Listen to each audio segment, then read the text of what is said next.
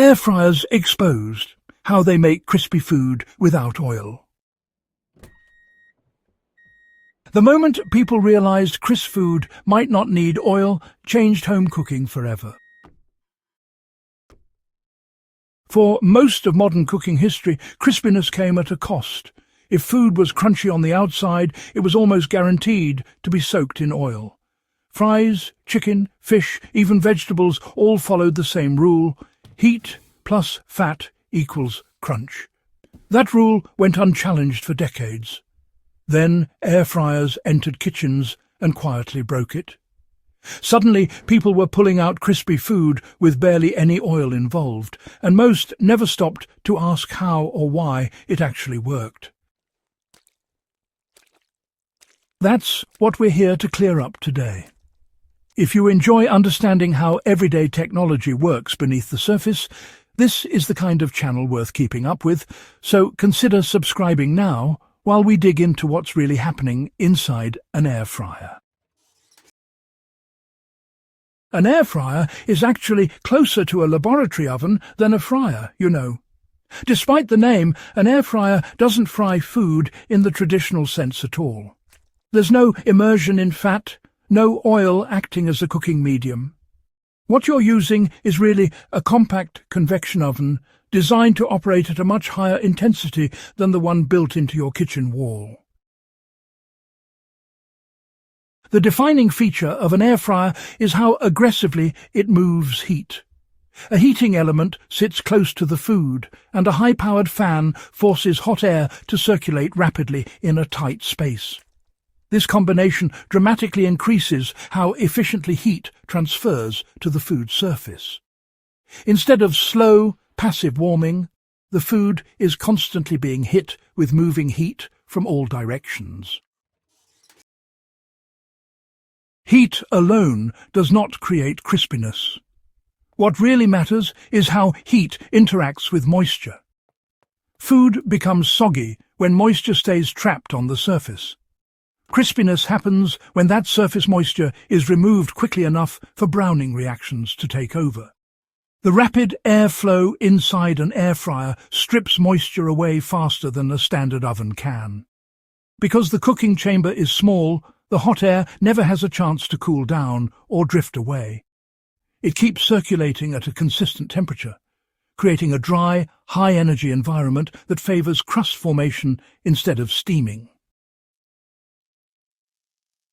The crisp texture and deep flavor people associate with fried food come largely from a chemical process called the Maillard reaction. This reaction occurs when proteins and sugars are exposed to high heat under dry conditions. It's responsible for golden fries, brown bread, roasted coffee, and seared meat.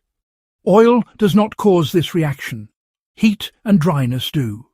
Deep frying simply creates those conditions efficiently because oil transfers heat extremely well and pushes moisture out fast.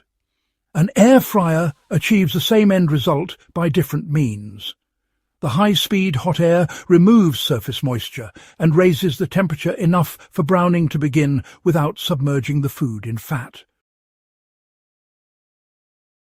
Many air fryer recipes still recommend a light coating of oil, and there's a practical reason for that. Oil improves heat conduction at the food's surface and helps browning occur more evenly. A thin layer also allows seasonings to adhere better. The key difference is scale. Instead of oil being the cooking medium, it becomes a surface enhancer. You're using grams of oil instead of cups. This small addition boosts efficiency without changing the fundamental cooking process.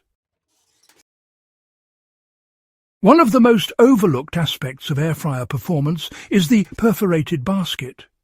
Those holes are not cosmetic. They allow air to flow underneath the food while letting moisture and rendered fat escape downward. In a traditional pan or tray, moisture pools at the bottom and softens the surface it touches.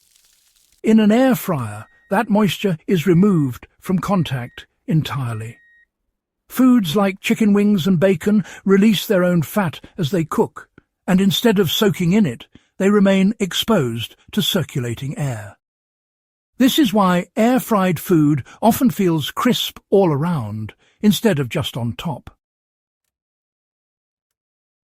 Another advantage of air fryers is reduced cooking time. Because heat transfer is so efficient, food reaches the target temperature quickly. This short exposure prevents excessive moisture loss from the interior while still drying out the surface. The result is a contrast that people usually associate with deep frying: a crisp exterior and a tender interior.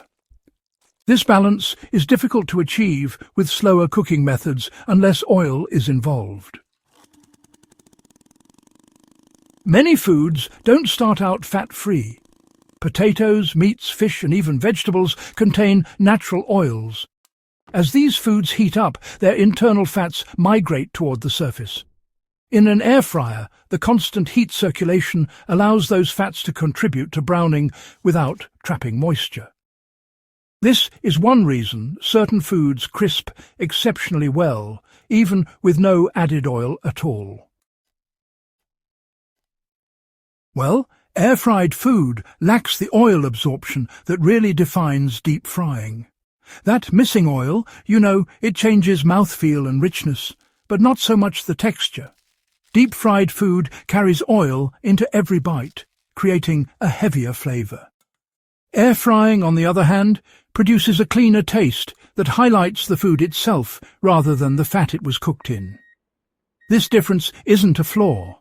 It's just the result of removing oil as a dominant ingredient. Most air fryers operate between 375 and 400 degrees Fahrenheit, a range that is ideal for browning without burning. Combined with constant airflow, this controlled heat really reduces guesswork. Food cooks more evenly, and results are just easier to reproduce. That reliability is part of why air fryers have become so popular among people who want predictable results without technical skill. If this breakdown helped you understand something you use every day but rarely question, share it with someone who would appreciate it too. Subscribe to Simple Things Explained for more clear, no-nonsense explanations and, stay curious about the ordinary tools shaping everyday life.